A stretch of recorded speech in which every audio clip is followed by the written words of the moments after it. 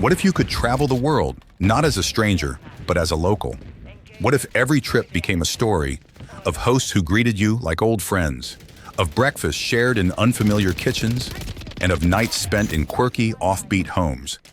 This dream, now so familiar, was once unthinkable. In 2007, the world was dominated by hotels and rigid travel norms. But from the financial struggles of two young men came an idea that would disrupt the global hospitality industry.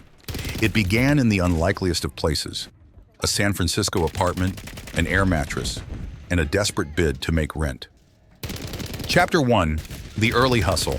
In 2007, Brian Chesky and Gebbia were two friends with creative backgrounds but empty pockets, struggling to make rent in San Francisco.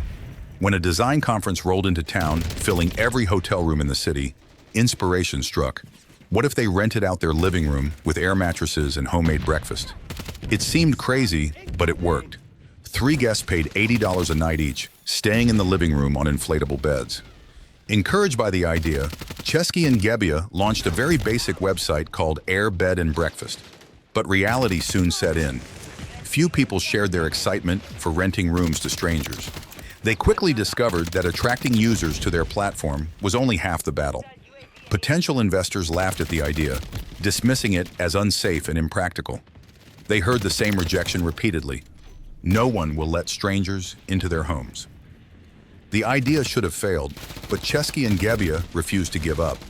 They enlisted their old roommate, Nathan Blecharczyk, to handle the technical side of the startup, and the trio hustled to keep the dream alive. Their first breakthrough came not from bookings, but from a bizarre marketing stunt. During the 2008 U.S. presidential election, they created limited edition cereal boxes, Obama O's and Captain McCain's, which they sold to raise funds. This unconventional move generated buzz and netted them $30,000, which was just enough to keep their idea alive. The publicity from the cereal stunt caught the attention of a renowned startup accelerator, Y Combinator. Airbnb was accepted into the program, receiving $20,000 in seed funding, mentorship, and something even more valuable: access to Silicon Valley's elite network of investors.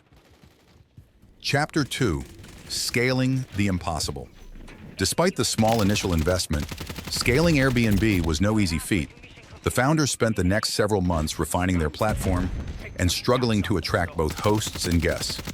A marketplace like Airbnb depends on trust, and the idea of opening homes to strangers was crazy at the time. Their first major challenge was building credibility. Chesky, Gebbia, and Blecharczyk adopted a scrappy, hands-on approach. They realized that listings with high-quality photos attracted more bookings, but most hosts didn't have the skills or equipment to take good pictures. So the founders traveled to New York, one of their biggest potential markets, and began photographing listings themselves, going door to door to meet hosts and capture attractive photos. This personal touch worked. The improved listings started receiving bookings, and Airbnb began generating positive word of mouth. But the founders weren't just photographers. They were problem solvers. They realized that many listings on their platform were poorly described or lacked key details, which made travelers hesitant to book. So Airbnb introduced structured forms that helped hosts create appealing, informative profiles. They also implemented a review system that encouraged transparency and built trust between hosts and guests. Chapter 3: Earning Investor Trust. By 2010, the platform's usability had improved, and more people were listing properties. Yet they still struggled with growth. Investors were skeptical about whether the business model could scale beyond niche markets. But Airbnb persisted and focused on proving their concept. These are some key strategies that helped them gain traction. Nailing the network effect. The team realized that building both the supply, hosts, and demand, guests, sides of the marketplace was critical. They focused first on markets where hotel prices were high, like New York and San Francisco, making it easier to convince travelers to try Airbnb as a cheaper alternative. Once demand increased, more hosts joined the platform, triggering a positive feedback loop. The $1 guarantee program.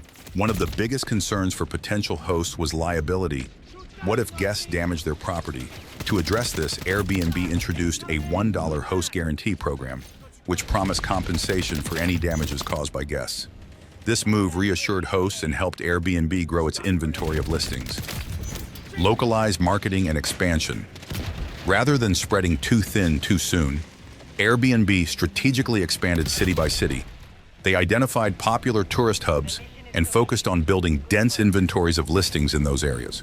Their localized marketing efforts, combined with savvy use of social media, made them stand out as an innovative, community-driven brand. Finally, their persistence paid off. In 2011, Airbnb raised $7.2 million in Series A funding, led by a venture capital company, Sequoia Capital. With this new investment, Airbnb aggressively expanded internationally, entering markets like London, Paris, and Berlin. As their user base grew, they secured partnerships with travel bloggers, influencers, and event organizers to drive more traffic to the platform. By the end of 2011, Airbnb was ready for its biggest leap yet, raising $112 million in Series B funding from Andreessen Horowitz and other venture capital firms. This new influx of capital allowed Airbnb to expand globally, build a robust support system for hosts and guests, and position itself as a legitimate competitor to traditional hotels. Chapter 4. Navigating the pandemic. By 2020, Airbnb had listings in more than 220 countries and was valued at over $30 billion. It was preparing for an IPO that would cement its place as one of the most successful startups of its generation. But as the COVID-19 pandemic swept across the globe, everything came crashing down. With borders closed and travel halted, Airbnb lost half of its revenue in just a few weeks. It was a moment of reckoning. Overnight, the company went from preparing to go public to fighting for survival. Airbnb laid off 25% of its workforce, nearly 1,100 employees, and canceled all non-essential projects. Investors worried that the platform, which thrived on global travel, would never recover. In the face of crisis, Airbnb pivoted. It rebranded itself as a solution for long-term stays and remote work. With many people working from home indefinitely, Airbnb marketed rural and suburban properties as perfect work-from-anywhere escapes. The strategy paid off. By mid-2020, bookings began to recover, especially in regions where people were looking for local getaways. In December 2020, Airbnb pulled off one of the most remarkable comebacks in business history. It went public, raising $3.5 billion in its IPO, and its stock surged on the first day of trading. Airbnb's valuation hit over $100 billion, more than Marriott, Hilton, and Hyatt combined. Chapter 5. Managing success amid controversy. Success, however, came with a price. Cities around the world accused Airbnb of driving up rents and displacing local residents. Regulators cracked down, forcing Airbnb to remove thousands of illegal listings.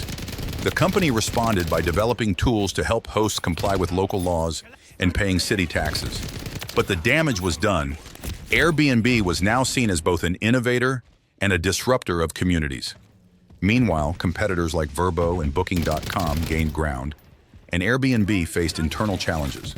Guests complained of inconsistent experiences, safety issues, and even discriminatory behavior by some hosts. Airbnb responded with safety initiatives, background checks, and a 24/7 customer service line. Yet the company's future seemed uncertain. Chapter 6. The future. Can Airbnb keep innovating? Despite the challenges, Airbnb continued to evolve. It doubled down on experiences, offering curated activities hosted by locals. It also introduced flexible search options and new booking categories to adapt to changing travel trends. The company expanded into emerging markets like Asia and Africa, betting that future growth would come from these regions. Today, Airbnb faces new risks, increasing regulation, economic uncertainty, and shifting consumer expectations. Yet it remains one of the most iconic brands of the 21st century. From a living room in San Francisco to a $100 billion IPO, Airbnb's story is one of resilience, reinvention, and bold bets. If you enjoyed this story, I know you'll love the video on screen about who really got rich during the gold rush. Here is a hint. It wasn't the gold miners. Go ahead and tap the video now to watch. See you there.